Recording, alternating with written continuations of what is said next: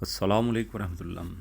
میں کہتا ہوں کوئی بھی کہیں بھی کسی بھی جگہ پر اگر انسان کو کوئی بھی پریشانی ہے، کسی قسم کی بھی پریشانی ہے، تو میں سمجھتا ہوں شریعت کے مطابق اور اس کو کول ہو کر آرام سے بات سننی چاہیے اور ٹائم لے لینا چاہیے، بعد میں اس کا جواب اس کو دے دینا چاہیے، یہ سب سے بیسٹ ہے۔ بالکل صحیح۔ باقی دنیا داری کی چیزیں ہیں وہ دنیا میں رہ جانی ہے، اور دوسرے نمبر پر یہ زمینیں، یہ جائیدادیں، یہ گولڈ، یہ پیسہ سب کو یہاں پہ رہ جانا ہے۔ انسان کی اگر صحت تندرستی ہے تو میں سمجھتا ہوں یہ اللہ تعالیٰ کی طرف سے اسے نعمت ہے، صحیح بات اگر ہے، لاسٹ سانس تک اس کے ساتھ یہ چیز ہے۔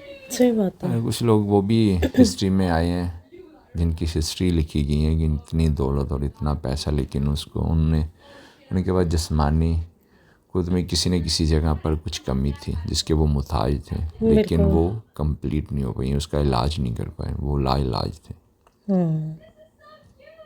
بالکل ایسے ہی بہت سی مثالیں ہیں۔ ہر انسان کو چاہیے کہ یہ سوچنا کہ اگر ہم دنیا سے چلے جائیں گے، اللہ تعالیٰ ہمیں باوضو حالت میں ہماری عزیز و رشتہ داروں کو یا کوئی بھی ایسا ہے جس کے ہاتھ میں ہماری بے جان جسم جائے، وہ ہمیں باوضو حالت میں دفنا دے۔ صحیح بات ہے۔ اور نماز جنازہ یہ مرنے والے کے لیے سب سے امپورٹنٹ چیز ہے۔ بالکل۔ ہم اپنے ہاتھوں سے کسی اپنے عزیز و رشتہ دار کو دفنا رہے ہوتے ہیں، رو رہے ہوتے ہیں، لیکن ہمیں خوش نصیب اپنے آپ کو سمجھنا چاہیے کہ ہمیں یہ اعزاز ملا۔ بالکل۔ جانا تو ہر ایک نے، یہ لائن میں لگی ہوئی ہے، بالکل۔ آنے والوں کی بھی اور جانے والوں کی بھی۔ تو خوش قسمت سمجھنا چاہیے، اور اس چیز کی ہمیں کیئر کرنی چاہیے کہ جس چیز کا حساب لیا جائے۔ ہم ان چیزوں کے پیچھے بھاگ رہے ہیں جن کا ہم سے وعدہ نہیں کیا گیا، اور ان چیزوں کو اگنور کر رہے ہیں جن کا وعدہ کیا گیا۔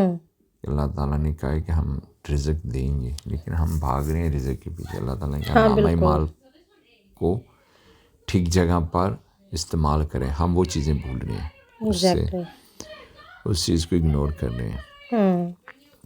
تو یہ چیزیں اللہ تعالیٰ اگر ان کے بیچ کوئی ایسی بات ہے یا ایسی کوئی چیز ہے تو اللہ تعالیٰ ان کی مشکل اور ان کی غلطیاں کہ اللہ تعالیٰ انہیں معافی دے اور دوبارہ میں پھر ایک ہونے کا موقع دے، اور آئندہ اس غلطی اتنی سے سوئے پوزیشن کے بعد بھی جس سٹیج پر ان کا ریلیشن شپ پہنچ گیا ہے، تو آپ کو لگتا ہے کہ واپسی کا راستہ ہے؟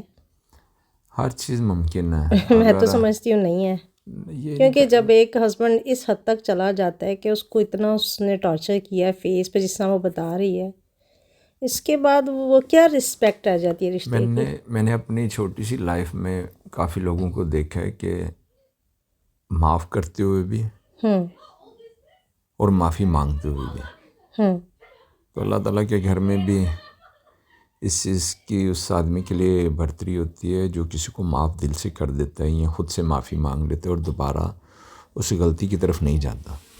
اگر اللہ تعالیٰ انسان کو معاف کر دیتے ہیں تو میں سمجھتا ہوں انسان کو بھی ایک دوسرے سے، اگر کسی کو لگتا ہے کہ میں نے غلطی کی ہے، مجھے نہیں کرنی چاہیے، تو اگر وہ دل سے معافی مانگ لیتا ہے، چاہے وہ کسی نے کسی کی ٹانگ کیوں نہیں الگ کر دی جسم سے، ہاتھ کیوں نہیں الگ کر دیا، اگر ٹھیک نیت سے اس نے یہ معافی مانگ لیا اور دوبارہ اس چیز کی طرف اس نے پلٹ کر دیکھا نہیں ہے، دماغ میں لے کر اس بات کی کیا گارنٹی ہے کہ اگر وہ کم بیک کرتا ہے، معافی مانگ لیتا ہے، تو اس کی نیت بھی صاف ہے؟ پھر کیا وہ ایک اور چانس دے کہ وہ اس کی جان ہی لے لے؟ نیت کی تو دارہ مدار ہے اللہ تعالیٰ کے ہاتھ میں۔ اللہ تعالیٰ کہتے ہیں دلوں کے حال جانتے، انسان تو نہیں جانتا۔ انسان تو انسان کی حرکت و نقل کو دیکھ کر اپنے آپ کو یا تو چست کر لیتا ہے یا تو سست کر لیتا ہے۔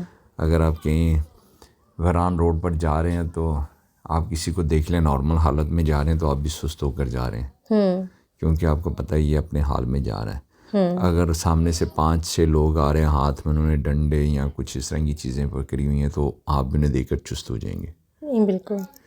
یہ انسان کو کچھ نشانیاں دی جاتی ہیں دوسرے انسان کی طرف سے، تو ان سے جیسے انسان جو ہے نا وہ تھوڑا سا ایکٹیو ہو جاتا ہے۔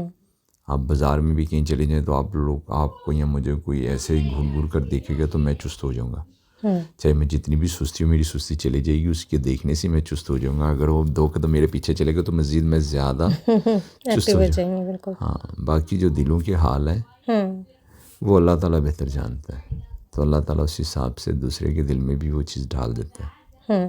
یہ چیزیں جو اللہ تعالیٰ کے ہاتھ میں ہے، اور جو اللہ تعالیٰ نے انسان کو قوت دی ہے دوسرے کی حرکت نقل کو حرکت میں آتے ہو، اور اس کو یہ چیز کی سوچ دی ہے کہ تم اگر کوئی ایسا کرتا ہے تو تم نے ایسا کر لینا ہے. اگر سامنے سے گاڑی آ رہی ہے تو 100 کی سپیڈ میں آپ تھوڑی روڈ کے سینٹر میں جا کر کھڑے ہو جائیں گے. اللہ تعالیٰ نے ہمیں مائنڈ دیا ہے، ہاتھ پاؤں دیے ہیں، سوچ دی ہے، تو اس حساب سے ہم اپنا استعمال کریں گے. بہت زیادہ شکریہ دانیال اصغر، آپ نے بہت ہی پیاری اور اچھی گفتگو کی اور ہمیں بہت کچھ سیکھنے کا موقع ملا. Thank you so much.